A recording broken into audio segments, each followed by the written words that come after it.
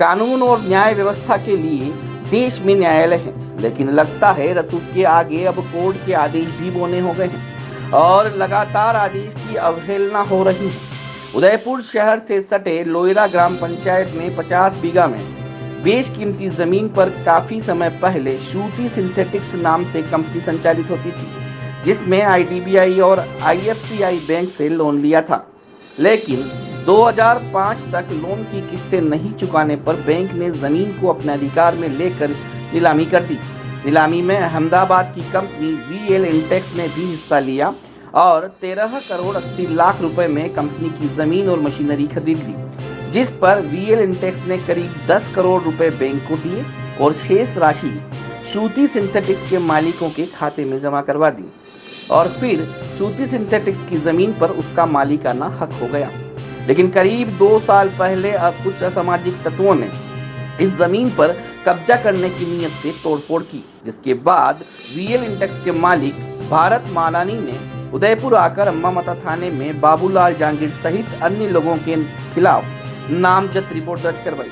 इधर काफी जद्दोजहद के बाद भी आईडीबीआई बैंक ने वीएल इंटेक्स के नाम रजिस्ट्री नहीं करवाई तो मजबूरन उन्हें कोर्ट का दरवाजा खटखटाना पड़ा और 2022 में जयपुर डीआरएटी कोर्ट के आदेश पर रजिस्ट्री हो गई।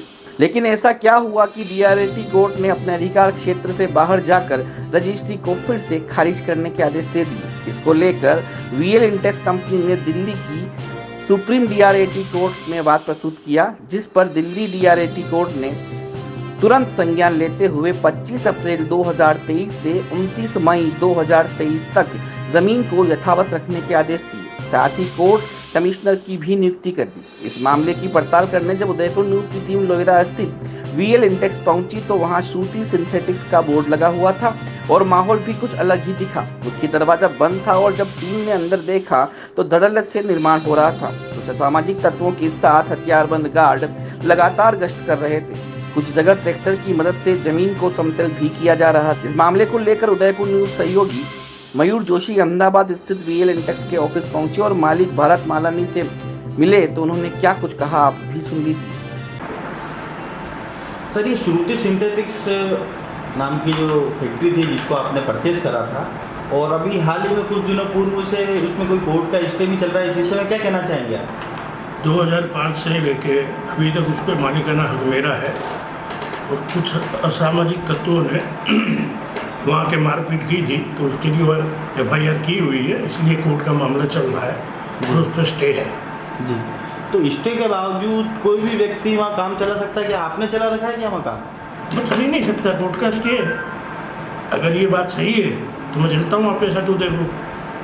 अगर काम चलता है तो जाके कार्यवाही करवाएंगे। हमारे पास तो उसके वीडियो एविडेंस वगैरह सब कुछ मौजूद है, आपके द्वारा नहीं चलाया गया है। जहाँ तो सामने वाला व्यक्ति का इतना बड़ा रसूखदार है कि वो कोर्ट के आदेशों की भी अवहेलना कर रहे हैं। वो तो सब ऐसा है कि अगर उसने काम चालू किया है तो उस पर कार्यवाही करनी पड़ेगी।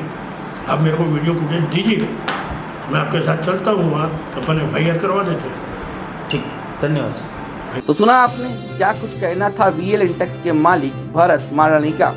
उन्होंने स्पष्ट किया कि उनकी जमीन पर जो काम चल रहा है वो उनके द्वारा नहीं करवाया जा रहा है। साथ ही उन्होंने कहा कि कब्जे की नीयत से कोर्ट के स्टे के बावजूद अगर जमीन पर काम हो रहा है तो मैं आपके साथ उदयपुर चलकर थाने में केस दर्ज करवाता हूँ।